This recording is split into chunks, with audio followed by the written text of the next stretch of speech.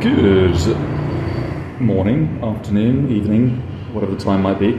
I thought I would do a very unique video. The reasons for this video, which will become evident soon, are mainly because I think it will help people. I think it's very, very useful. It's not something that particularly bothers me. That's not why I'm making the video. It's not some plead or some, I guess, kind of like... I'm not seeking comfort from these kind of blogs or vlogs, but I genuinely think it'd be really useful because unfortunately nowadays, you type anything in on Google, anything, and you won't find a direct answer, especially pertaining to anything medical related or health related, well, anything political for that matter, in fact anything. And yeah, I thought it'd be really interesting because I had a little Google with respect to what I'm about to share. And again, you can't really find consistent information, and what would be good is for somebody like myself to explain some of the symptoms or some of the things surrounding this particular health issue, if you can call it that. I think it's a strange thing to call it a health issue. From what I understand, it affects 1 in 3 men. I don't think it affects women so much. In fact, I've rarely seen women with this issue, if ever, to be honest. Unless it's something that's a derivative of maybe a cancer or a leukemia or something like that. But hair loss is the topic of this video, and I've always had relatively good hair. I think earlier on in my 20s, the sides here, which is I think where the temple area, I lost a little bit of hair, but nothing crazy. And I know people that have obviously lost their hair early in their lives, which can't be the best thing to deal with when you're a teenager or you're in your very early 20s. And most of my friends don't have hair at all, either by choice or because they had a receding hairline or alopecia or something like that, and they just opted to shave it all off. So about 2 months ago, I noticed my hair started going grey. You can see here, this is all grey. And I've learned a little bit about this as of last night, hence the video. And I didn't really think anything of it, as though, I'm getting grey early. That doesn't really bother me at all. And then about 2 weeks ago, I just started losing a lot of hair. And I only really realised this probably a week ago now, when you're in the shower and you comb your hair and there's just hair everywhere, like you're like a dog, the basin is filling up with hair, and I was thinking, this is a little bit crazy. And then didn't think anything of it really at all. I just thought, maybe I had a bad haircut or whatever. It just didn't even enter my mind until one day, probably about 3 days ago, I went to comb my hair back and I noticed there are not patches, but the hair has thinned substantially. And I guess all of those days where you kind of wake up and you see hair on the pillow, or you shower and there's just kind of an excess of hair, really does add up. I mean, even though it's relatively small amounts, over the course of a couple of weeks, I must have lost probably 15 to 20% of my hair. It really has thinned excessively. And so I did a little Google search last night. I see the statistics, which is pretty evident when you walk down the street. Most people, that are, let's say, 50 or above, have some kind of receding hairline or a bald. I'm 32, and yeah, I guess it's a shock that all of this hair kind of came out within a relatively short period. I don't know if that means that it's alopecia or something like that.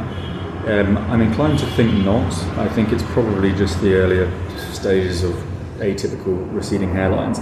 But I would note that according to the internet, which is contrary to what I've stated in the introduction to this video with respect to its accuracy, I learned that when you get grey on the sides, or grey anywhere, I should say, but my grey is on the sides, on both sides. It's not really in the top area. It's usually a sign that that's where balding will start to occur. The hair goes grey and then you start to get patches. Now, I think that's looking relatively accurate, I must say, from what I saw this morning with the comb. I think the bits where there are grey are going to go. So I guess the purpose of this video is for anyone that's probably Googling that's got the same issue, which I imagine is a lot of men. They Google, YouTube, I want to see some kind of evidence, or what it might be like, or maybe like a little run through. I just thought it would be useful to essentially highlight the conditions as to how I was made aware of this. And very basically, simply, in 60 seconds, I would say you notice the way your hair stands. So when you wake up in the morning, everyone has a way that their hair stands in a certain way depending on each individual and the type of hair they have. I guess if you've got kind of like a thick, African style texture to your hair, that kind of disposition is going to stand differently to someone that has very thin, light, long hair, etc. But I noticed immediately that my hair was becoming really, really flat. And when you run your hands through your hair, you do notice that it's substantially thinner. In terms of the time frame, as I said, the grey has come on pretty quickly, but I guess that is to be expected at any age. It just turns grey randomly, and from there on it will continue.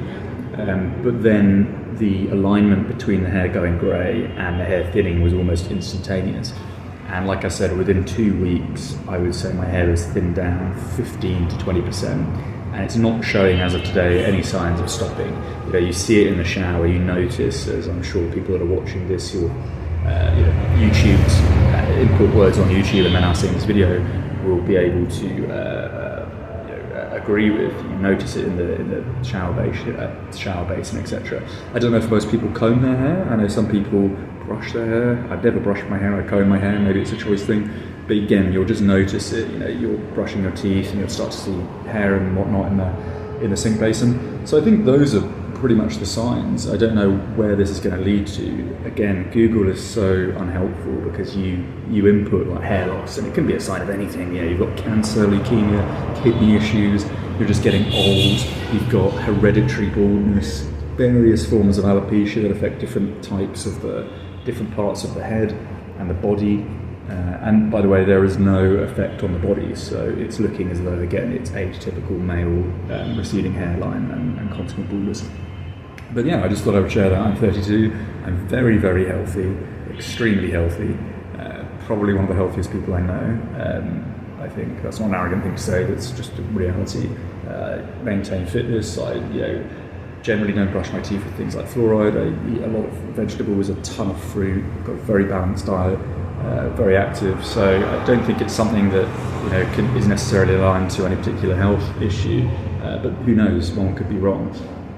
So yeah, I just thought I would share that, and I guess if it does change, I'll be interested to make another video on it, as it might prove to enhance this one and help more people.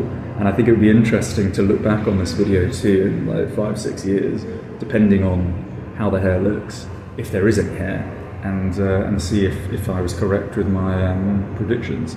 So there we go, a little unique video, not pertaining to travel, still in Dhaka in Bangladesh, which I quite like Bangladesh. I can't say I've seen much, I'll be honest. I've been in Dhaka for a long period of time. The thing is, Dhaka is a huge city, the traffic is absolutely immense.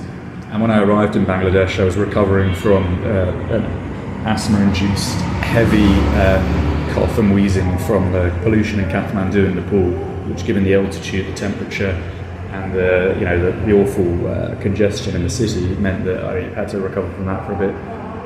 And I had a short list of things I wanted to see in Dhaka, but you anticipate when you get to a country that you can always take a metro, or you can hop in a taxi, Uber, whatever, and you can easily traverse a town or city. But in Dhaka, the traffic is so bad that if I want to see something, and I don't wake up early as well, I'm a kind of night hawk, so I get up around 10, have breakfast, and then I'm awake until the early morning.